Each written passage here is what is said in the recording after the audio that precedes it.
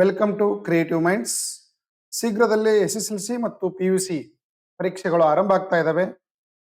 So ಮಕ್ಕಳ ಪರೀಕ್ಷಾ ಯಶಸ್ಸಿನಲ್ಲಿ ಪೋಷಕರು ಯಾವ ತರ ಪ್ರಮುಖ ಜವಾಬ್ದಾರಿಯನ್ನು ನಿರ್ವಹಿಸಬೇಕು ಅನ್ನೋದನ್ನ ನಿಮ್ಮ ಜೊತೆಯಲ್ಲಿ ಚರ್ಚೆ ಮಾಡ್ತಾ ಇದ್ದೀನಿ. ಸೊ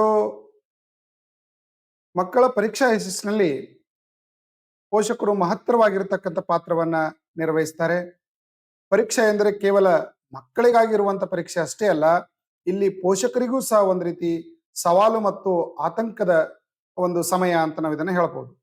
ಮಕ್ಕಳ ಶೈಕ್ಷಣಿಕ ಯಶಸ್ಸಿನಲ್ಲಿ ಪೋಷಕರು ಬಹಳಷ್ಟು ಪ್ರಮುಖವಾಗಿರ್ತಕ್ಕಂಥ ಪಾತ್ರವನ್ನ ನಿರ್ವಹಿಸಬೇಕಾಗ್ತದೆ. ಸೊ ಪೋಷಕರು ನೀಡತಕ್ಕಂಥ ಸರಿಯಾದ ಬೆಂಬಲ, ಪ್ರೀತಿ, ಪ್ರೋತ್ಸಾಹ ಮಕ್ಕಳಲ್ಲಿ ಆತ್ಮವಿಶ್ವಾಸವನ್ನು ತುಂಬಿ ಪರೀಕ್ಷೆಯಲ್ಲಿ ಅತ್ಯುತ್ತಮವಾಗಿರ್ತಕ್ಕಂಥ ಸಾಧನೆ ಮಾಡಲು ಸಹಾಯಕವಾಗ್ತಾ ಇದೆ. ಹಾಗಾದ್ರೆ ನಿಮ್ಮ ಮಕ್ಕಳ ಯಶಸ್ಸಿನಲ್ಲಿ ಪಾಲಕರು ಪ್ರಮುಖವಾಗಿ ಯಾವ ತರದ ಒಂದು ಜವಾಬ್ದಾರಿಗಳನ್ನು ನಿರ್ವಹಿಸಬೇಕು ಅನ್ನೋದನ್ನ ನಿಮ್ಮ ಜೊತೆಯಲ್ಲಿ ಚರ್ಚೆ ಮಾಡ್ತಾ ಇದ್ದೀನಿ. ಮೊದಲನೇ ಪಾಯಿಂಟ್ ಏನು ಅಂತಂದ್ರೆ, ಮಕ್ಕಳ ಮೇಲೆ ಯಾವುದೇ ರೀತಿ ಒತ್ತಡವನ್ನು ಹೇರಬೇಡಿ, ಅವರಲ್ಲಿ ಆತ್ಮವಿಶ್ವಾಸವನ್ನ ತುಂಬಿ.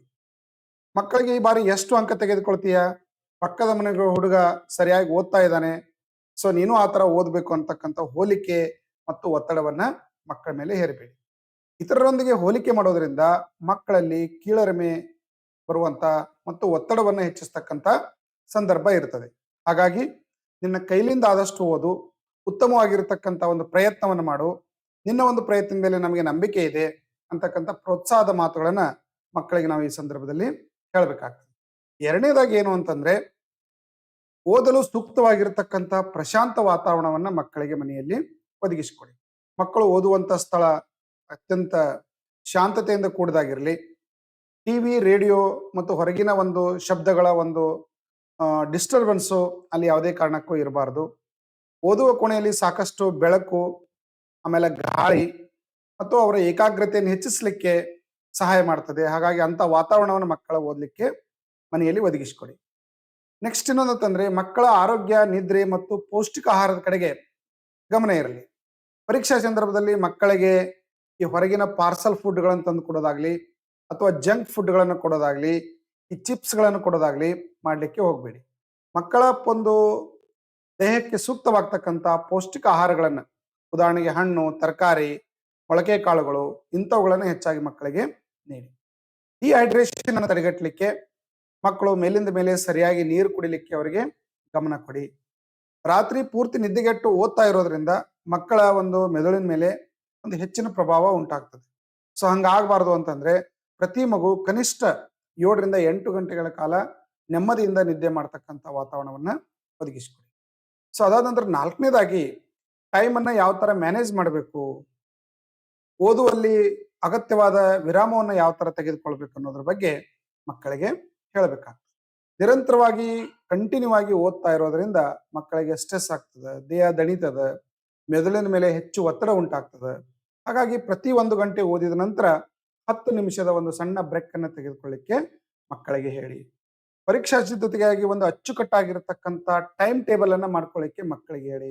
ಸಾಧ್ಯವಾದರೆ ಪೋಷಕರೇ ಒಂದು ಪ್ಲಾನ್ ಅನ್ನ ಮಕ್ಕಳಿಗೆ ಮಾಡಿಕೊಡ್ಲಿಕ್ಕೆ ಹೇಳಿ. ಈಗಾಗಲೇ ಶಾಲೆಯಲ್ಲಿ ಇವೆಲ್ಲವುಗಳನ್ನ ಮಕ್ಕಳಿಗೆ ಹೇಳಿರ್ತಾರೆ, ಆದರೂ ಅದನ್ನ ಸರಿಯಾಗಿ ಫಾಲೋ ಮಾಡುವಂತೆ ಮಕ್ಕಳ ಮೇಲೆ ಒಂದಿಷ್ಟು ಗಮನ ಹರಿಸಿ. ನೆಕ್ಸ್ಟ್ 5ನೇ ಪಾಯಿಂಟ್ ಏನು ಅಂತಂದ್ರೆ, ಎಷ್ಟೇ ಮಕ್ಕಳು ಓದಿದ್ರು ಸಹ ಅವರಲ್ಲಿ ಕಾನ್ಫಿಡೆನ್ಸ್ ಬಿಲ್ಡ್ ಆಗಬೇಕು ಅಂದ್ರೆ ಹಳೆಯ ಪ್ರಶ್ನೆ ಪತ್ರಿಕೆಯನ್ನು ಬಿಡಿಸಲಿಕ್ಕೆ ಅವರಿಗೆ ಪ್ರೋತ್ಸಾಹ ನೀಡಬೇಕು. ಕೇವಲ ಪಠ್ಯ ಪುಸ್ತಕ ಓದೋದಷ್ಟೇ ಅಲ್ಲ, ಹಿಂದಿನ ವರ್ಷದಲ್ಲಿ ನಡೆದಿರ್ತಕ್ಕಂಥ ಪ್ರಶ್ನೆ ಪತ್ರಿಕೆಗಳನ್ನ, ಈ ವರ್ಷದ ಮಾಡೆಲ್ ಪೇಪರ್ಗಳನ್ನ ಬಿಡಿಸಲಿಕ್ಕೆ ಹೇಳಬೇಕು. ಇದರಿಂದ ಮಕ್ಕಳಿಗೆ ಟೈಮ್ ಮ್ಯಾನೇಜ್ಮೆಂಟ್ ಮಾಡಲಿಕ್ಕೆ ಗೊತ್ತಾಗ್ತದೆ. ಪರೀಕ್ಷೆಯಲ್ಲಿ ಏನೇನು ತಪ್ಪುಗಳು ಮಾಡಿದ್ದೇವೆ ಅವು ಪುನರಾವರ್ತನೆ ಆಗದಂತೆ ಅವರು ಎಚ್ಚರಿಕೆ ವಹಿಸಲಿಕ್ಕೆ ಇದು ಸಹಾಯ ಮಾಡ್ತದೆ. ಮತ್ತು ಅವರು ಉತ್ತಮವಾಗಿರ್ತಕ್ಕಂಥ ಅಂಕ ಪಡಿಲಿಕ್ಕೆ ಏನೇನು ತೊಂದರೆಗಳಿದಾವೆ ಅನ್ನೋದು ಸಹ ಅಲ್ಲಿ ನಮಗೆ ಮಾಕ್ ಟೆಸ್ಟ್ ಅನ್ನ ಅಟೆಂಡ್ ಮಾಡೋದ್ರಿಂದ ಗೊತ್ತಾಗ್ತದೆ. ಹಾಗಾಗಿ ಪರೀಕ್ಷಾ ಮಾದರಿಯನ್ನು ಅರ್ಥ ಮಾಡಿಕೊಳ್ಳಿಕ್ಕೆ ನಿಮಗೆ ಹೆಲ್ಪ್ ಆಗ್ತದೆ. ಸೊ ಹಾಗಾಗಿ ಸರಿಯಾದ ಸಮಯವನ್ನು ಮ್ಯಾನೇಜ್ ಮಾಡಲಿಕ್ಕೆ ಈ ಮಾಕ್ ಟೆಸ್ಟ್ಗಳು ಹೆಲ್ಪ್ ಆಗ್ತವೆ. ಸೊ ಇದರಿಂದ ಏನಾದರೂ ಅವರು ಮಿಸ್ಟೇಕ್ ಮಾಡಿದ್ರು ಅಂತಂದ್ರೆ ಶಿಕ್ಷಕರ ಸಲಹೆಯನ್ನು ಪಡಿಲಿಕ್ಕೆ ಹೇಳಿ, ಅಥವಾ ಪೋಷಕರೇ ಅಗತ್ಯವಾಗಿರತಕ್ಕಂಥ ಸಲಹೆಯನ್ನು ಕೊಡಿ. ಈ ತರದ ಒಂದು ಪ್ರಾಕ್ಟೀಸ್ ಮಾಡೋದ್ರಿಂದ ಮಕ್ಕಳಲ್ಲಿ ಅತ್ಯುತ್ತಮ ಅಂಕ ಪಡಿಲಿಕ್ಕೆ ಹೆಲ್ಪ್ ಆಗ್ತದೆ. ಆಮೇಲೆ ಕೇವಲ ಓದೋದಷ್ಟೇ ಅಲ್ಲ, ದೈಹಿಕ ಚಟುವಟಿಕೆ, ಮನರಂಜನೆಗೆ ಅವಕಾಶ ಇರಲಿ. ಸತತವಾಗಿ ಪುಸ್ತಕದ ಮುಂದೆ ಕೂಡೋದಕ್ಕಿಂತ ಸಂಜೆ ಮತ್ತು ಬೆಳಿಗ್ಗೆ ಒಂದಿಷ್ಟು ವಾಕಿಂಗು, ಯೋಗ, ಅವರಿಗೆ ಇಷ್ಟವಾಗಿರ್ತಕ್ಕಂಥ ಆಟವಾಡ್ಲಿಕ್ಕೆ ಅವ್ರನ್ನ ಫ್ರೀ ಬಿಡಿ. ಮೆದುಳನ್ನ ರಿಫ್ರೆಶ್ ಮಾಡಿ. ಸೊ ಪ್ರತಿ ಒಂದು ಓದು ಏನಾಗಿರ್ಬೇಕಂದ್ರೆ ಅವರಿಗೆ ಖುಷಿಯಿಂದ ಓದ್ಲಿಕ್ಕೆ ಉತ್ಸಾಹವನ್ನು ನೀಡುವಂತಾಗಿರ್ಬೇಕು. ಅಂತ ಒಂದು ವಾತಾವರಣವನ್ನ ಪೋಷಕರಾಗಿರ್ತಕ್ಕಂಥವ್ರು ಕಲ್ಪಿಸಿಕೊಡ್ಬೇಕು. ಮಕ್ಕಳ ಮಾತುಗಳಿಗೆ ಕಿವಿಯಾಗಿ. ನೋಡ್ರಿ, ಪರೀಕ್ಷಾ ಸಂದರ್ಭದಲ್ಲಿ ಬಹಳಷ್ಟು ಪಾಲಕರು ಭಯ ಪಡೋದು ಅಷ್ಟೇ ಅಲ್ಲ, ಮಕ್ಕಳು ಅತಿ ಹೆಚ್ಚು ಭಯ ಮತ್ತು ಆತಂಕಕ್ಕೆ ಒಳಗಾಗಿರ್ತಾರೆ. ಹೀಗಾಗಿ ಅವರ ಒಂದು ಆತಂಕವನ್ನ ಕೇಳಿ ಅದನ್ನ ದೂರ ಮಾಡ್ಲಿಕ್ಕೆ ಪ್ರಯತ್ನ ಮಾಡಿ. ನಾವು ಯಾವಾಗ್ಲೂ ನಿಮ್ ಜೊತೆ ಇದ್ದೇವೆ. ಪರೀಕ್ಷೆ ಫಲಿತಾಂಶ ಯಾವ ತರನಾದ್ರೂ ಬರಲಿ, ನೀವು ಉತ್ತಮವಾಗಿರ್ತಕ್ಕಂಥ ಪ್ರಯತ್ನವನ್ನ ಮಾಡೋದನ್ನ ಮಾತ್ರ ಯಾವುದೇ ಕಾರಣಕ್ಕೂ ಬಿಡಬಾರದು ಅಂತ ಮಕ್ಕಳಿಗೆ ಹೇಳ್ಬೇಕು. ಈ ಒಂದು ಮಾತು ಮಕ್ಕಳಲ್ಲಿ ಒಂದು ಕಾನ್ಫಿಡೆನ್ಸ್ ಅನ್ನ ಬಿಲ್ಡ್ ಮಾಡ್ಲಿಕ್ಕೆ ಹೆಲ್ಪ್ ಆಗ್ತಾ ಇದೆ ಅಂತ ಹೇಳ್ಬೋದು. ಫಲಿತಾಂಶಕ್ಕಿಂತ ಅವರ ಪ್ರಯತ್ನವನ್ನ ಮೆಚ್ಚಿಕೊಳ್ಳಿ. ಸೊ ನಿನ್ನ ಶ್ರಮವೇ ನಮಗೆ ಹೆಮ್ಮೆ ಎಂಬ ಮಾತುಗಳನ್ನು ಮಕ್ಕಳಿಗೆ ಹೇಳುವುದರ ಮೂಲಕ ಅಂಕ ಎಷ್ಟೇ ಬರಲಿ ಪರವಾಗಿಲ್ಲ, ಆದ್ರೆ ಅವ್ರು ಮಾಡ್ತಕ್ಕಂಥ ಪರಿಶ್ರಮ ಅದಲ್ಲ, ಅದನ್ನ ನಾವು ಮೆಚ್ಚಬೇಕಾಗ್ತದೆ. ಸೊ ಇಂಥ ಪ್ರಾಮಾಣಿಕ ಒಂದು ಪ್ರಯತ್ನವನ್ನ ಪಾಲಕರು ಮಕ್ಕಳಿಗೆ ಬೆನ್ನು ತಟ್ಟಿ ಪ್ರೋತ್ಸಾಹಿಸುವುದರಿಂದ ಅವರು ಉತ್ತಮವಾಗಿರ್ತಕ್ಕಂಥ ಫಲಿತಾಂಶ ಪಡಲಿಕ್ಕೆ ಸಹಾಯ ಆಗ್ತದೆ. ಪೋಷಕರು ಕಡ್ಡಾಯವಾಗಿ ತಪ್ಪಿಸಬೇಕಾದ ಸಾಮಾನ್ಯ ತಪ್ಪುಗಳು ಏನಪ್ಪಾ? ಮೊದಲನೇದಾಗಿ ನೆರೆಹೊರೆಯವರ ಮಕ್ಕಳೊಂದಿಗೆ, ಸಂಬಂಧಿಕರ ಮಕ್ಕಳೊಂದಿಗೆ ಇವರನ್ನ ಹೋಲಿಕೆ ಮಾಡಬೇಡಿ.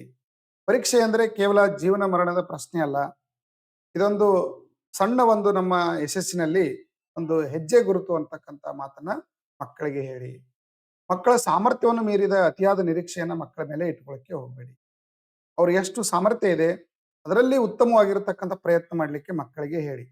ಆದ್ರೆ ಅತಿಯಾದ ಒತ್ತಡ ಬೇಡ. ಅವರ ಸಾಮರ್ಥ್ಯಕ್ಕೆ ಬೆಂಬಲನೂ ಇರಬೇಕು. ಒಂದಿಷ್ಟು ನಾವು ಮಕ್ಕಳಿಗೆ ತಿಳಿ ಹೇಳುವಂತ ಕೆಲಸವನ್ನ ಪಾಲಕರು ಮಾಡಬೇಕಾಗ್ತದೆ. ಆದ್ರೆ ಅನವಶ್ಯಕವಾಗಿ ಅವ್ರ ಮೇಲೆ ನೆಗೆಟಿವ್ ಇಂಪ್ಯಾಕ್ಟ್ ಬೀರ್ತಕ್ಕಂಥ ಒಂದು ಮಾತುಗಳು ಪಾಲಕರಿಂದ ಬರಬಾರದು. ಸೊ ಹಾಗಾಗಿ ಪೋಷಕರಿಗೆ ಇನ್ನೊಂದು ಕೊನೆಯ ಕಳಕಳಿಯ ಒಂದು ಸಂದೇಶ ಏನು ಅಂತಂದ್ರೆ, ಅಂಕಗಳೇ ಜೀವನದ ಅಂತಿಮ ಮಾನದಂಡವಲ್ಲ.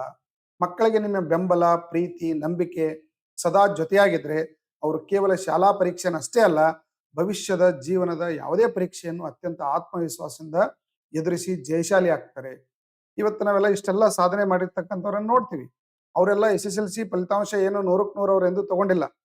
ಸಾಮಾನ್ಯ ದರ್ಜೆಯಲ್ಲೇ ಆರ್ಡಿನರಿ ಸೆಕೆಂಡ್ ಕ್ಲಾಸ್ ಅಲ್ಲೇ ಪಾಸ್ ಆಗಿರ್ತಕ್ಕಂಥವ್ರು ಇವತ್ತು ಉತ್ತಮವಾದ ಸಾಧನೆಯನ್ನ ಮಾಡಿ ಉನ್ನತ ಸ್ಥಾನದಲ್ಲಿ ಇದ್ದಾರೆ. ಸೊ ಅದರ ಅರ್ಥ SSLC ಪರೀಕ್ಷೆನೇ ನಮ್ಮ ಜೀವನದ ಅಂತಿಮ ಹಂತವಲ್ಲ, ಇದೊಂದು ಆರಂಭ ಅಷ್ಟೇ. ಆರಂಭದಲ್ಲಿ ಸಹಜವಾಗಿ ಒಂದಿಷ್ಟು ಏಳು ಬೀಳುಗಳು ಇದ್ದೇ ಇರ್ತವೆ.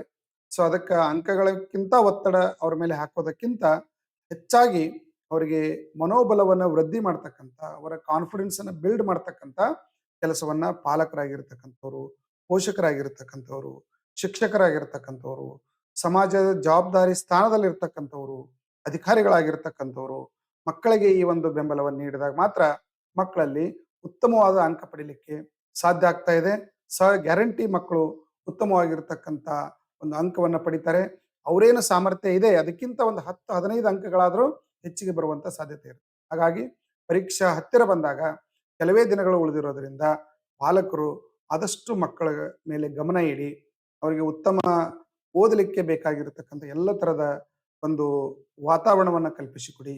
ಹಾಗೂ ಅವರ ಶಾಲೆಯ ಶಿಕ್ಷಕರೊಂದಿಗೆ ಏನಾದರೂ ಮಾಡೆಲ್ ಟೆಸ್ಟ್ ಅನ್ನು ಅಟೆಂಡ್ ಮಾಡಿದಾಗ ಗೊಂದಲಗಳು ಉಂಟಾದ್ರೆ ಪಾಲಕ ಅವರ ಶಿಕ್ಷಕರೊಂದಿಗೆ ನೀವು ಮಾತನಾಡಿ ಮಗುವಿನ ಗೊಂದಲವನ್ನ ಬಗೆಹರಿಸಲಿಕ್ಕೆ ಪ್ರಯತ್ನ ಮಾಡಿ.